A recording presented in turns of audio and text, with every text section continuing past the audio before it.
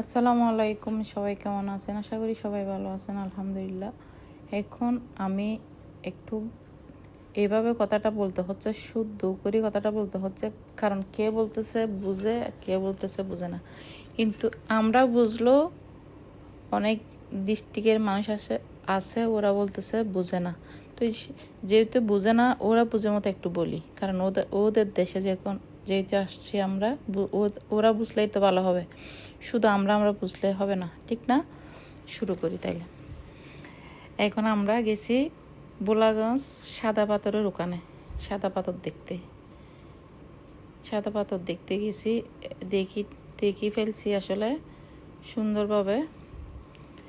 এখন আমরা আরেক জায়গায় গেছিলাম, ওখান থেকে দেখছি পাথর দেখি। তোর এখন আমরা বোলাগঞ্জের উদ্দেশ্যে রওনা দিচ্ছি। রওনা দেওয়ার পথে আনারস, এই শশা, এগুলো সব নিয়ে এখন আল্লাহর নামে নৌকাতে উঠে গেলাম। উঠে গিয়ে দেখলাম আর কি, দেখি পৃথিবী দেখি যাচ্ছি, ওই পাশ ঘুরে দেখতেছি, ভিডিও করতেছি। আমরা দেখবো নাকি, আপনাদেরকেও দেখাবো না? ওই জন্য এখন আপনারা দেখার জন্য ব্যবস্থা করতেছি। এই যে পানির স্রোত কীভাবে চলতেছে দেখেন। আমরা আছি নৌকোতে চলতেছি, একটু নৌকোতে চললে একটা আলাদা একটা আরাম। এই যে এখন এখানে আমরা জাতীয় সঙ্গীত যেন গাচ্ছি, ওভাবে সবাই মিলে একটা ছবিও উঠাইলাম। এখন ছবি উঠাই চলে আসলাম, আপনাদেরকে যে ঠিকানা বললাম ওই ঠিকানা বরাবর চলে আসলাম। দেখলাম যে এখানে সুন্দর সুন্দর পাথর। বাপরে বাপ, আমি কয়েকটা 5 কেজি মতো পাথর নিয়েছি ওখান থেকে। আমার জামাই বলতেছে টাটা কলার বলবো আমাদের পাথর নিয়েছি ওখান থেকে তোমাকে দিতে। আমি বলছি না, আমার নিজের হাতে এখান থেকে নেব আমি। এখন আমি নিজের হাতে নিলাম, 2-1টা এই যে পাথর নিলাম। নিতে 5 কেজি মতো নিয়েছি। এখন ওখানে গিয়ে আমরা সবাই আবার নতুন করে ওই মার্কেটে ঢুকলাম।